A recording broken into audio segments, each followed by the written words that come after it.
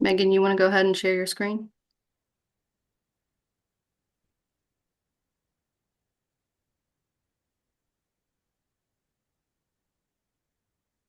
Okay, welcome everyone. Thanks for joining us today for the webinar on the water body impacts from the Mountain Valley Pipeline.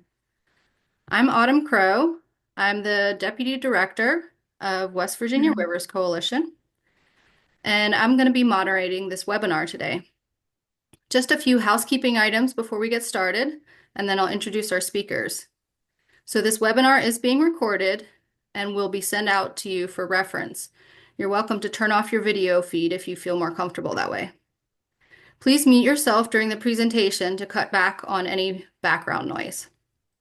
Today we'll be providing a summary of Downstream Strategies report on the water body impacts from the Mountain Valley Pipeline.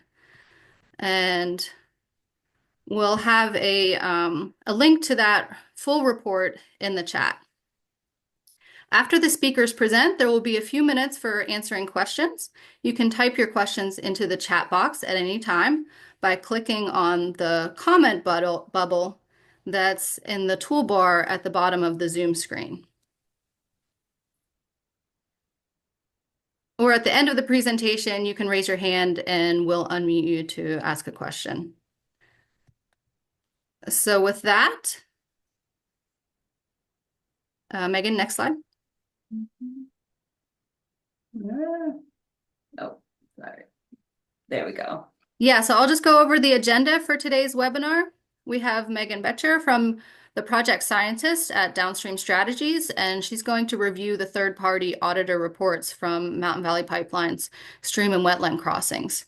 Then we have Dr. Than Hitt, our senior scientist at West Virginia Rivers Coalition, and he's going to provide a comparison of volunteer monitoring data with the auditor reports and the implications for ecosystem health.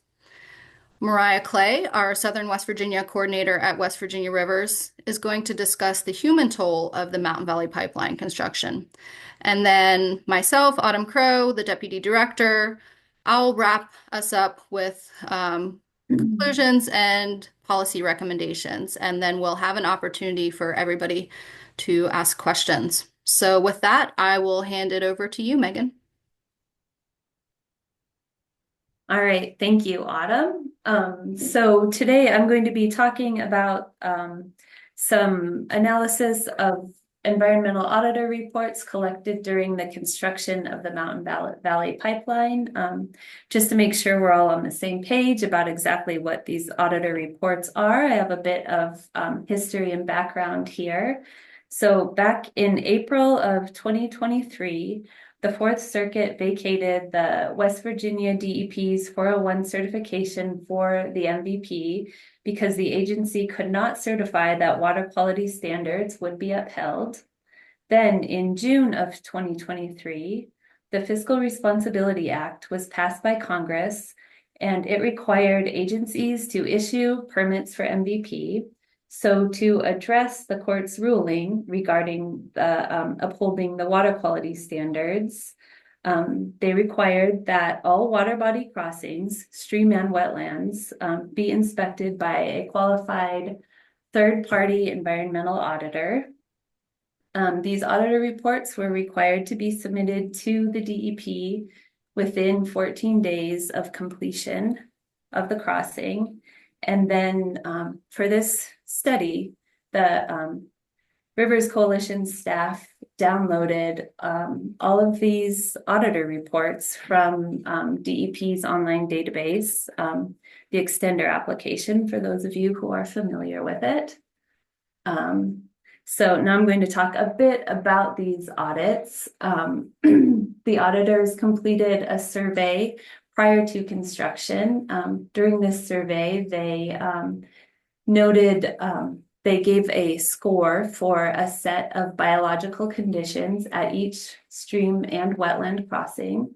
They then remained on site during construction, making notes about adherence to BMPs and anything else interesting that came up during the construction. They then Within a few days following completion of the stream or wetland crossing, the auditors completed the same surveys for biological conditions, again assigning a rating for a defined set of biological conditions. So the photos shown here and throughout my presentation are all those have all been clipped straight from auditor reports. This is an example of what one of the auditor reports looks like.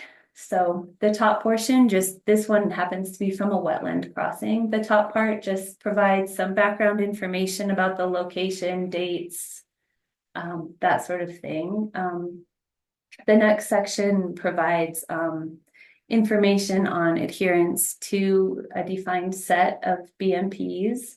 They also included a notes section where they could document what was happening each day during construction, and then anything that happened, such as an unpermitted release of sediment or that sort of thing. This next section shows the example of where they rated the biological conditions. So here we have resource alterations, which we will refer specifically here to wetland soil conditions, and I'll probably refer to it as soil conditions later, just to be clear on what we're talking about. But you can see that a rating of 1, this is across all the conditions. 1 is the undisturbed natural resource conditions, and then a 4 or a 5 in one case with one of the stream conditions is the most impacted or poor conditions. So here you can see that they give a score pre-construction and another second score post-construction. And then there's a section of the reports where they include photographs taken before, after, and throughout construction. Now I'm going to talk a bit about exactly what we did in our analysis. So first we looked through the section where they noted whether BMPs were followed and anything else that happened during construction.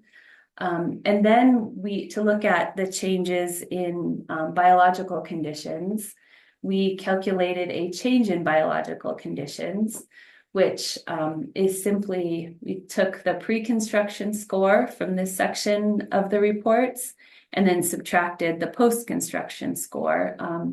Oftentimes the habitat conditions decrease. So a lot of these they're either 0 or negative values here. Now I'm going to flip through the results of the changes in biological habitat scores. So for stream crossings, we reviewed reports for 139 stream crossings. Here, the first biological condition is channel conditions. Here, the auditors looked at the stability of the stream banks. And you can see that, so I'm going to give you an orientation to the colors here because this will be consistent throughout. White indicates that there was no change from before construction to after construction. The lighter orange is a decrease of 1 point, darker orange a decrease of 2, red is a decrease of 3, and then in one case, the channel conditions, 5 was the worst score or highly impacted. So in that case, there can be a decrease of 4. So for channel conditions, you can see that more than half of the crossings had decreased biological conditions, and 11% of them dropped the most possible given this rating system, 11%. The next factor is an evaluation of the riparian buffer zone. Here, auditors looked at the vegetative cover and conditions in the riparian area, which extends 50 feet from the top of the stream bank. And here, only 11% of the crossings maintained the same conditions before and after construction. 61% dropped 3 scores. The next biological factor looked at for streams was the in-stream habitat conditions. This is where they looked at conditions including varied substrate sizes, a nice combination of water velocity and depths, presence of debris, shade protection, embeddedness. And again, you can see here that more than 50% of streams were impacted. And then channel alterations. This is where they looked for unnatural features such as straightened channels or introduction of non-native banks such as riprap. And here, only 5% decreased the maximum here of 3 points, but still almost 50% the quality decreased. So in summary about our results of looking at the stream crossing audits, only 6% of the crossings remained unchanged across all 4 of the biological condition scores. The riparian buffer zone and channel condition scores were the most impacted. In the riparian buffer zone, 89% of crossings were degraded. And then 14 crossings showed a decrease of 4 points for channel conditions. And notably, there were very few instances of where they noted failure to meet BMPs. So it appears that the construction went as planned and according to the required BMPs. However, we see that the biological condition scores indicate that aquatic habitat was degraded. Just a couple of photos here. This shows a pre-construction. This is construction where they're removing the stream bed following force-assisted excavation, which I think means blasting, and then an image of the post-construction survey. So now I'm jumping on to the wetland crossings. Here we reviewed reports for 61 wetland crossings. Again, the colors are similar, except the highest decrease here is 3 points because 4 was the lowest rating. Soil conditions, here they looked for the level of disturbance to soils, compaction, that sort of thing. And they found that 52% of the wetlands crossed decreased by 3 points during construction. Only 11% were unchanged. And then the next factor is the presence of vegetation. And we found that 57% lost 3 points in their quality scores. So again, highly impacted. And then the next thing they noted for a biological condition, which they did not provide a numerical score, was whether or not the wetland was saturated, and some were noted as unsaturated prior to construction, but we found that 10 were noted as becoming unsaturated during construction. So again, in summary, we found that while the biological condition scores decreased, that there was, again, very few instances where there was a failure to meet BMPs were documented. And these images show, again, an example of a pre-construction survey here. You can see they have some timber mats in place. The middle photo shows the trench is constructed and they're laying the pipe. And then this picture over on the bottom right shows a photo they labeled as the restored wetland.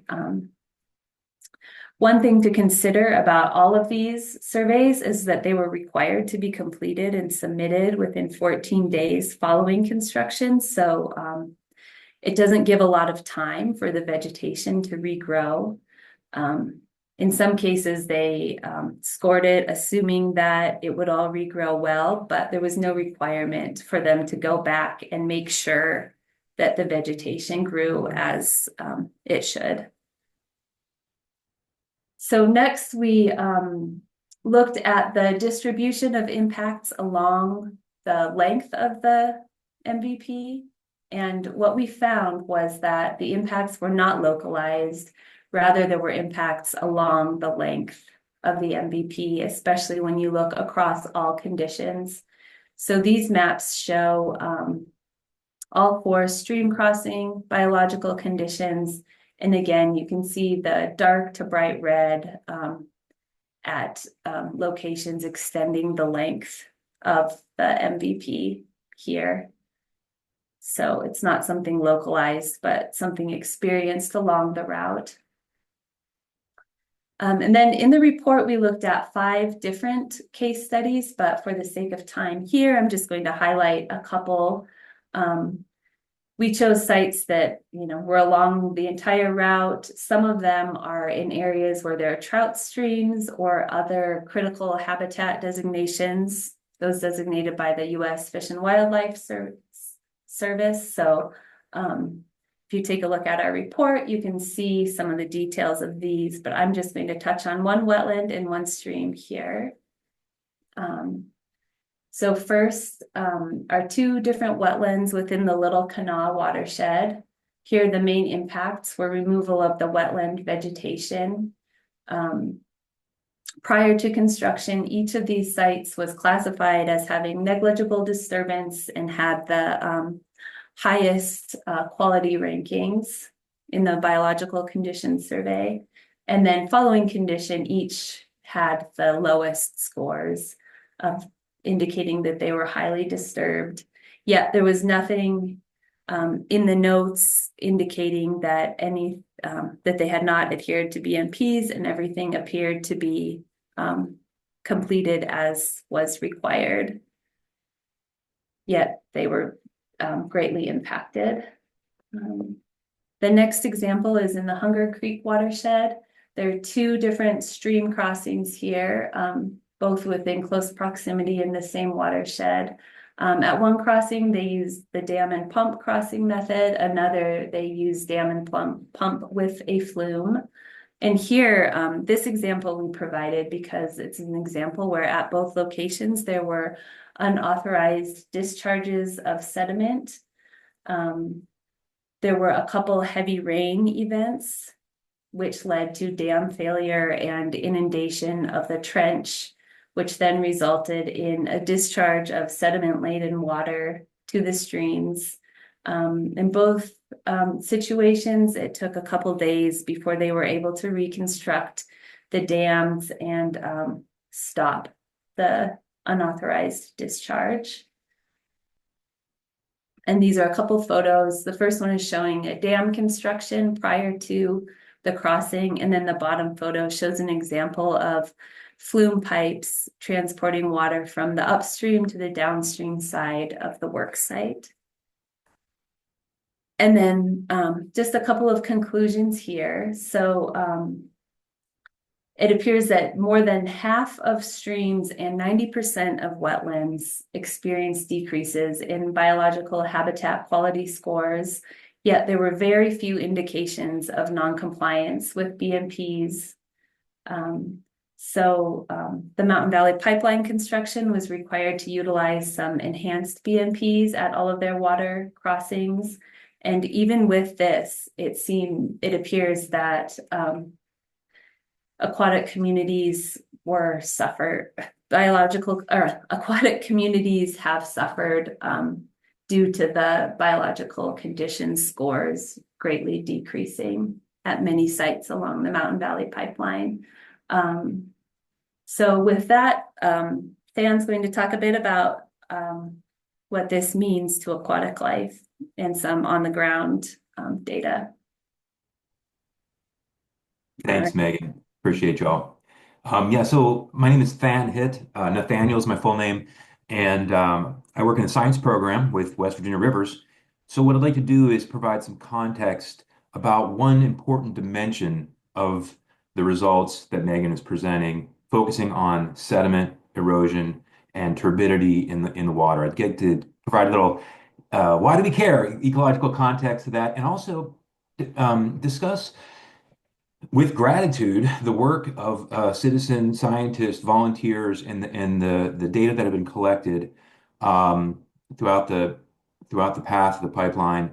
We'll be focusing on the Virginia side in terms of a couple of case studies and lifting up the work of volunteer citizen scientists to understand these issues. And let me just say, also, I think it's so important that we look at what MVP, we learn as much as we can from the story of MVP here, because let's face it, we anticipate more pipeline development elsewhere. So it's super important that we understand these impacts, that we document them, and we do our best to mitigate them. So first, here's a finding. When I look at the data that have been provided, the imagery and other data that have been provided by volunteer monitors in the path of the pipeline through our citizen science portal, citsci.com. It's a project in collaboration with Trout Unlimited and citizen scientists, watershed organizations. What we see is consistency. Okay, the volunteer monitoring data largely confirm the DEP, third-party independent auditor results that Megan discussed. You can see here our website where citsci.org. We compile such data. Many of you on the call have already done that, and I want to express my gratitude for it. Here's a map showing sort of the locations of all these sample sites, and you can see, of course, many of them have focused on the path of MVP. Next slide. A picture tells 1,000 words. Here are two images associated with MVP soil loss and erosion, and we can clearly see that the water is not clear. So kudos to Elizabeth Struthers Malvin. I'll be presenting some of her findings in more detail in a couple of slides, but you can see from the images here, it's unambiguous soil loss into the stream from the pipeline crossings into the stream and moving downstream. So let me talk a little bit more about why that's important. Next slide, please. Another example, we can zoom in on that on the right. You can see BMP designs here, attempts to mitigate soil movement with, in this case, very little apparent effect. We'll return to that point in a minute. Thanks to Crystal Mello for providing this documentation and to her colleagues too. Next slide, please. So let's zoom out a bit. There are many reasons why soil loss and erosion is important, but from an ecological perspective, there are some high-level things that we all need to know. One is that the survival of larval fish and many other benthic macroinvertebrates depends on the space in between rocks, okay? When that space is filled in, the physical structure is lost. That's called embeddedness, and that removes habitat. So you can see the photo of, trout eggs. The space in between the rocks is their habitat. So when that's buried, it's lost. But there's more than that, because we also know that sediment has direct effects on gill function in fish, abrading gills physically, also reducing their ability to take oxygen in. We also know that the effects of sediment can have cascading implications in streams, because the blocking of light can affect the growth of beneficial grasses. It's particularly an issue downstream in the Chesapeake Bay, for example, not so much in the headwater streams, but still that's an important effect to be concerned with. We also know that there can be interactive effects, because increasing turbidity can actually bump up temperature because there are more particles in the water to receive sunlight. And so there's a thermal effect as well. And in addition to that, when you add sediment into stream bottoms, you often bring a lot of organic matter. That organic matter, it results in a lot of, when microbes chew up the organic matter, it reduces oxygen. So there can be ecosystem level impacts of turbidity and sediment deposition in streams. And so, look, there are many reasons we care about this. Mariah Clay, in a minute or two, will be talking about some of the cultural effects and the water quality effects for drinking water. Those are important too. But from an ecological perspective, here are some important things to know why we care. Next slide, please. So, citizen scientists, volunteer surveys are so valuable, and we need these kind of eyes on the ground and in the streams. So we're going to focus on one piece of that, turbidity monitoring. Here's a picture of Elizabeth. and her lab mates looking at down a turbidity tube. So many of you have seen these. Basically, this is something that we can all do, and it can be super informative. You essentially, what's called a Secchi disc on the right there, you drop it down and you measure the distance down the pipe that you can see from a grab sample of water there. And obviously they're 120 centimeters long. So if you get 120 centimeters, that's crystal clear water. And that's what we expect mostly for these forested watersheds that are in good condition. That's what forests do. The forests at work, they protect from soil loss. A little bit of sediment downstream is expected, and that's natural. But more than background, that's the concern. So let's take a look at some of the observations that our scientists, citizen scientists have gathered. Next slide, please. Here's an example. I think it's unambiguous. Like one case study, let's focus in on this. We're at the North Fork Roanoke, so we're in the Virginia side here. Let's look at turbidity. So on the vertical axis, we're measuring turbidity in terms of NTUs. It's an index of how much suspended material there is in water. So the higher values mean the more turbid, the more suspended material. The orange points show a site upstream from MVP crossing. The blue lines indicate downstream crossing, a site downstream from the crossing. Next slide, please. And you can see as the construction of the pipeline occurred, then we see that upstream of the crossing, a rain event, those little spikes are rain events, that's natural. The turbidity level observed in these monitoring tubes was a small fraction of the total turbidity observed during the same event downstream from the crossing. That's unambiguous information, evidence for soil loss associated with these crossings. Let me show you one more example. Next slide, please. And this is a really compelling analysis that Elizabeth Struthers-Malvin put together as well. I think this is super informative because what we are showing here, now we're going to flip the interpretation of that vertical axis. Now we're looking at the Secchi depth distance. So that 120 on the top, that's crystal clear water. In other words, we're not converting it to NTUs here. We're just looking at the depth you can see down the turbidity tubes. And what we find is that when you look at rain events, well, before MVP came in and for this site, yeah, there was a little bit of turbidity associated with rain. That's natural, it's normal. But when we look at after MVP, what we find, next slide, please.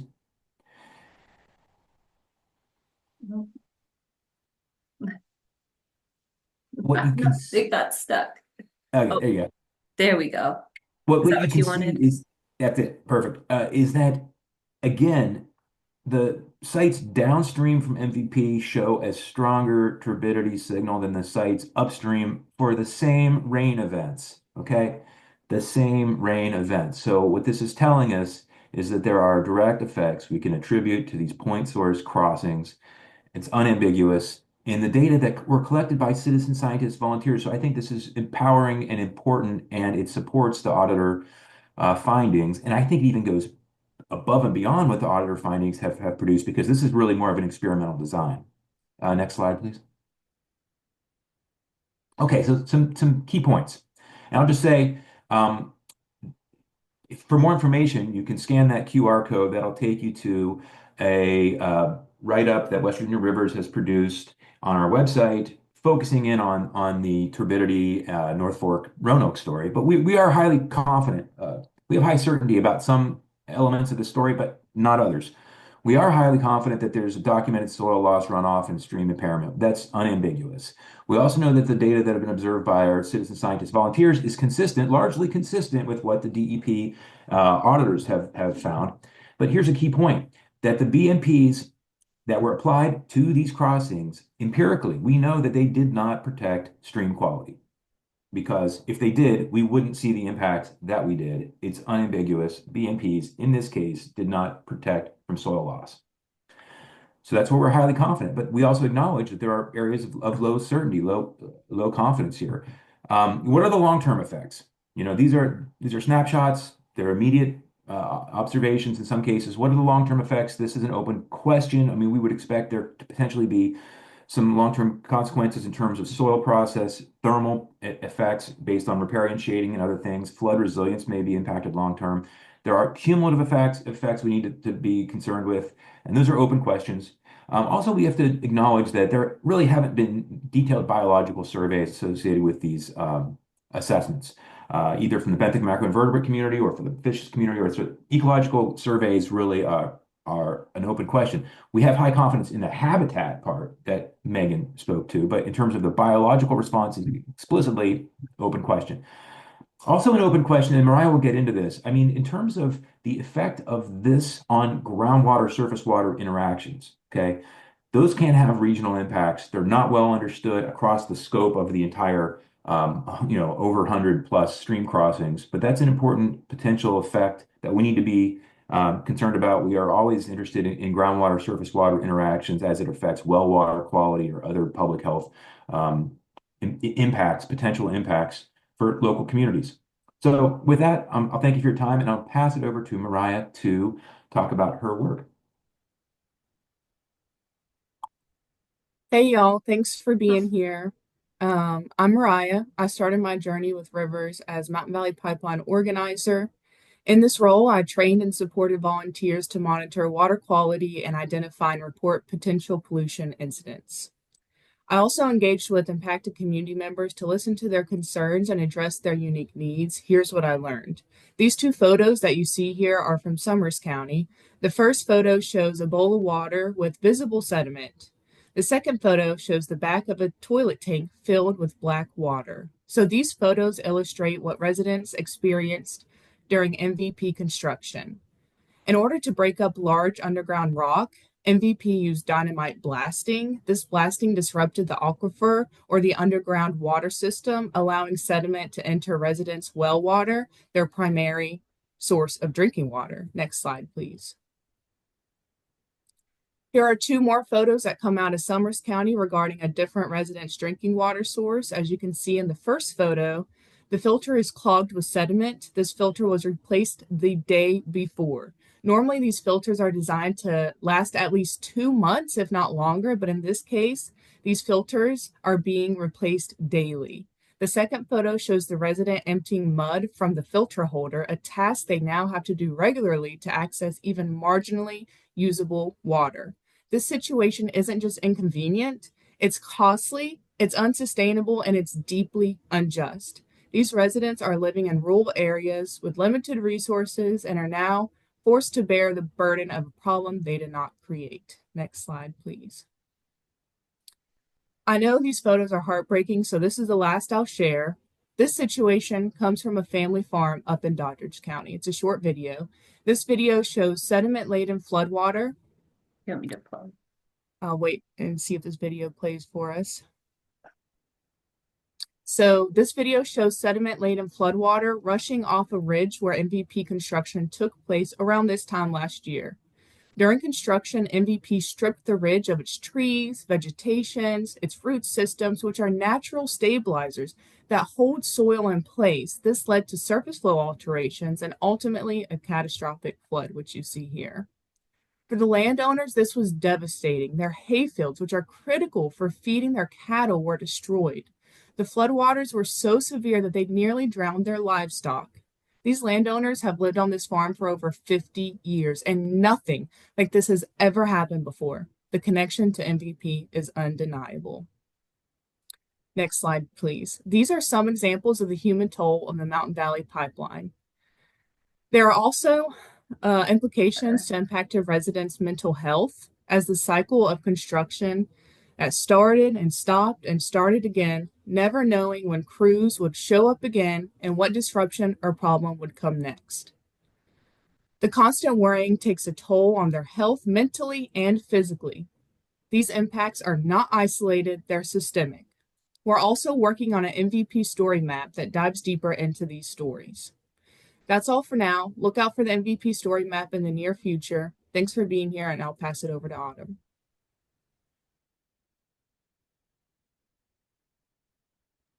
Well, thanks everyone. Thank you, Megan and Than and Mariah, for sharing your analysis and the data that have been collected and the stories that we have from impacted landowners. So what we're seeing is that the best management practices that Mountain Valley Pipeline have implemented during the construction, they're ineffective. And we want to make sure in future development, there's a lot of projects that are focused on West Virginia. We have, carbon capture, injection wells that come along with pipelines to transmit that carbon dioxide. We have a hydrogen hub proposed for this region. So, if that goes through, that we can expect more hydrogen pipelines.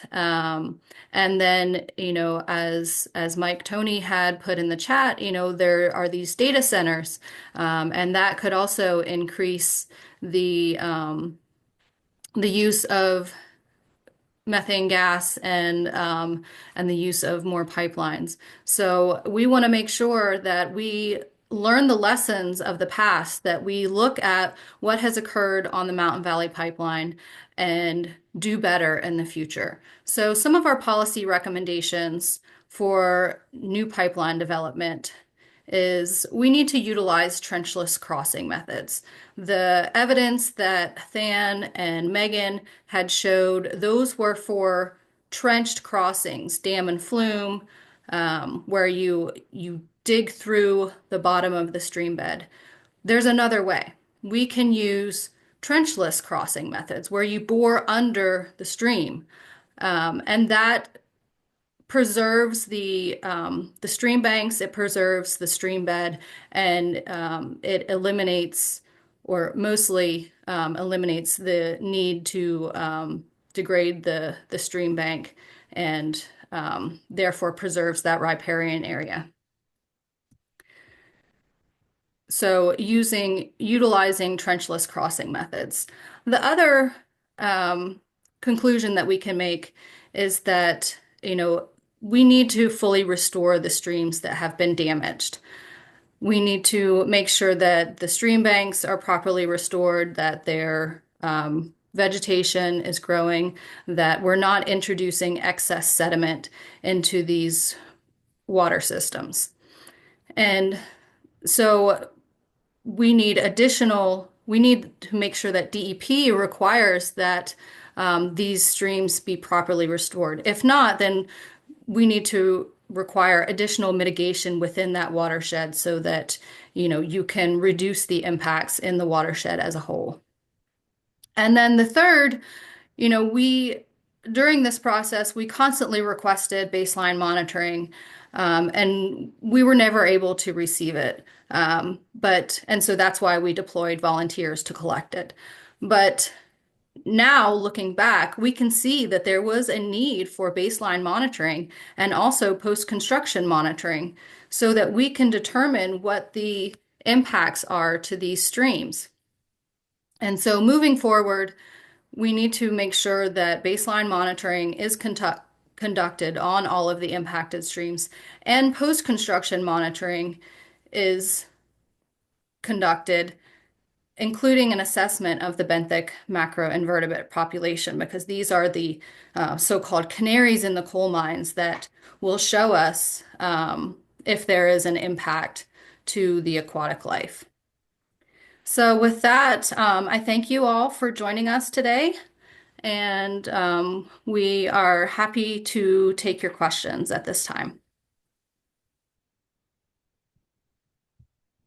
Thank you so much to all of our presenters. I'm Heather Sprouse, the Community Engagement Manager with the West Virginia Rivers Coalition, and I'll moderate any questions that folks have. I've seen 2 in the chat so far, and if folks have more questions, feel free to put them in the chat, or after we answer these couples, you can feel free to come off mute or raise your hand. And so the first one comes from Mike Tony, and Autumn, I heard you speak to this already a little bit. He says that EQT and other gas industry proponents project that anticipated build out of data centers to help power artificial intelligence, AI, could significantly boost gas demand. So to what extent are we concerned that these data centers could increase energy dependence on MVP and other fossil fuel infrastructure? So is there anything else that folks want to add to that question? Yeah, I would just say that, those data centers are on our radar. We are adding them to the long list of potential impacts that our region might receive. And so, I don't have any specific information on data centers at this time, but that is something that we're keeping an eye on. Thanks, Autumn. And the only other question we had in the chat was from Mari Johnson, and it was for you specifically, Megan. And there was just a question about the resources that are going to be made available after this webinar, specifically about where the locations of where the photos were taken. Maury, so I guess our report will be made available. I don't know if the locations for each are in the auditor reports, which can be downloaded from the extender application, but it's a bit tricky to find, to track down a specific photo to that report. I guess it might be easiest if there's one or two that you're specifically interested in. You could email me and I could look up that information and give you the correct report. Thanks so much, Megan. Appreciate that. And there's another question. Thanks for flagging, Mariah, from Russell. Did you look at heavy rain claims and how does that data compare to historical rain data? I can jump in there real quick. There was a component of that in the citizen scientist monitoring protocols, and we um, the protocol was to assess prior rainfall over the last 2 days qualitatively. It's either heavy rain, light rain, or no rain, etc. That's useful. That's compelling. I think we can go a step further though, and we can bring in PRISM data or NOAA atmospheric gridded climatological data to really quantify that. But in my, view, the main story is unambiguous with the data that have been collected. Prior rainfall in the prior 2 days, heavy, moderate, light, or absent. That's really compelling to me. I think we could go further though and even quantify that with the NOAA atmospheric data. And that's an interesting suggestion actually to move forward. Great. Thank you so much for that. Unless I've missed something. Oh, here's another one. Hey, Angie, thanks for your question. Angie asked, does MVP bear any responsibility to monitor and report and when necessary restore longer term the status and health of highly degraded areas? I don't think so. That's a great question. And I think that that's something we're going to be keeping an eye on. So right now they have to restore the areas as part of their stormwater construction permit. So the areas have to be over 70% vegetated for them to be released from their permit. But that doesn't necessarily, just having vegetation along the stream banks, that doesn't necessarily say that there's no other erosion or long-term degradation occurring in the streams. And so, we're going to be encouraging our monitors, our volunteers that are out there capturing this data to continue to look at those sites. And then, we'll be wanting to have additional conversations with DEP if we feel that those sites are not properly restored. Yeah, I just offered to have folks reach out to me. My email address is here. That's an important follow-up, and I think that we are equipped to estimate those longer term effects moving forward because we have good baseline data, because the citizen scientist network was engaged. That's the reason that's even feasible. So moving forward, we're interested in that, and I think we could do it. Thank you both. We had a question just come in from S. Vance. At Second Big Run, the water testing people that MVP hired to do a final water analysis had not been able to be completed due to no water in the creek from the drought. So that brings up the issue of no water and the long-term impacts of this drought. any comments related to kind of how I would say extreme weather events might impact this data.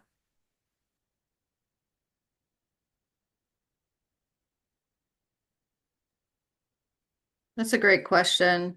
And, that's not something that we have been able to look at within the scope of this report or within our volunteer monitoring, because obviously if there's no water in the stream, it's really hard to monitor it. But that is something that we could follow up with you on.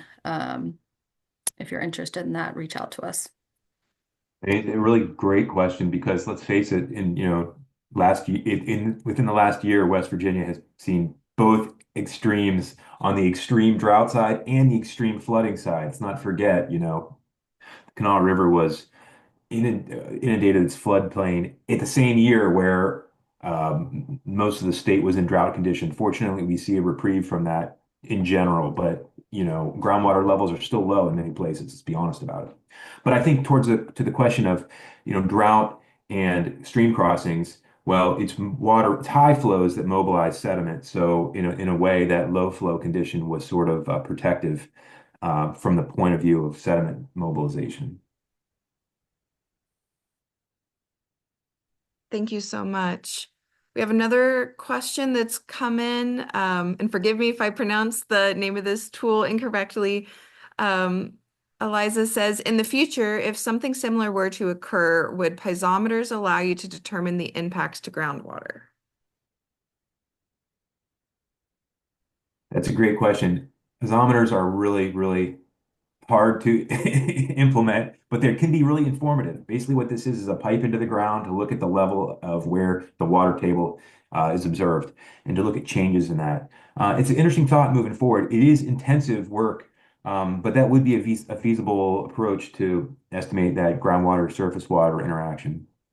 Also, I would be open to, I mean, Mariah showed compelling examples of impacts to wells through sediment mobilization. That is unambiguous. I mean, the question I would have is how much of a regional problem is that? We know with confidence it's a problem where it's been observed.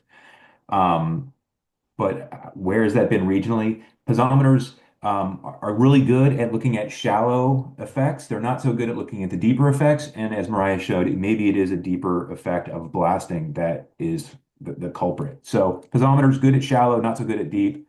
It's worth considering though.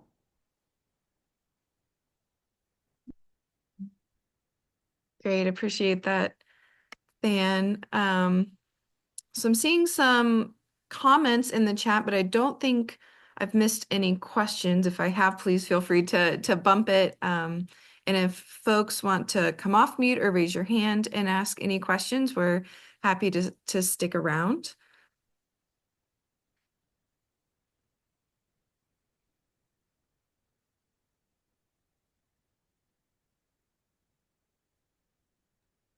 If there's no more questions, oh, here we go. Crystal has a question. Sorry, not so much a question, but just wanted to tell Than like those videos and that Google job that I sent you, that's from them. And Russell can speak to this because this is Russell's area. But that's like not runoff from their site. That's from where they hit a spring from blasting. But Russell could probably explain that better. But so yeah, that's like people's water that live off spring water has been doomed. Would you be okay with us sharing that video clip? Oh yeah, sure. Okay. Okay, thank you. Thank you so much, Crystal. Is there anything else people want to make sure that we address during the time that we have together today?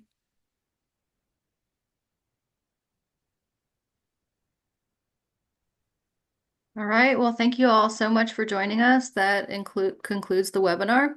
I have dropped a link to the report in the chat, and please feel free to follow up with us if you have any more questions or concerns. Thanks, everyone.